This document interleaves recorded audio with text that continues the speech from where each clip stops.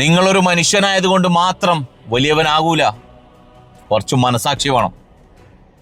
ഒരു അധ്യാപകർക്ക് ഒരുപാട് വിദ്യാഭ്യാസം ഉണ്ടായെന്ന് കരുതി ആ അധ്യാപകർ പൂർത്തിയാവുന്നില്ല. കുറച്ച് മനസാക്ഷി മനസ്സിൽ വേണം.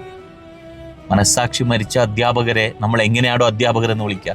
ജാതിയുടെയും മതത്തിൻ്റെയും നിറത്തിൻ്റെയും പേരിൽ വേർതിരിക്കുന്നവരെ എങ്ങനെ നമ്മൾ അധ്യാപകരെന്ന് വിളിക്കും? ഇങ്ങനെയുള്ള അധ്യാപകർ പഠിപ്പിക്കുന്ന വിദ്യാർത്ഥികൾ പിന്നീട് ഭാവി തലമുറക്ക് തന്നെ ഒരു ഭീഷണിയെ മാറും.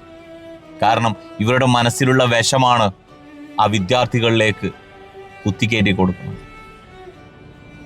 ജനാധിപത്യമുള്ള രാജ്യത്ത് എല്ലാവരും ഇക്വാലിറ്റി, എല്ലാവരും ഒരുപോലെ കാണാൻ പഠിക്കേണ്ട അധ്യാപകർ തന്നെ ഇതുപോലെയുള്ള ഒരു ജാതി വെറി പിടിച്ച് വിദ്യാർത്ഥികളെ കാണുന്നുണ്ടെങ്കിൽ അതേ വിദ്യാർത്ഥികൾ തിരിച്ചും കാണാൻ തുടങ്ങിക്കഴിഞ്ഞാൽ എന്തായിരിക്കും നമ്മുടെ തലമുറയുടെ അവസ്ഥ?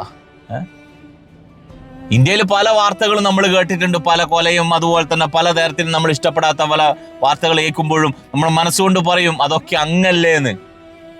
അങ്ങനെ പറഞ്ഞു അവസാനം അത് ഇങ്ങി കേരളത്തിലേക്ക് എത്തിക്കഴിഞ്ഞു. പല വാർത്തകളും, പല മരണ വാർത്തകളും ഒക്കെ.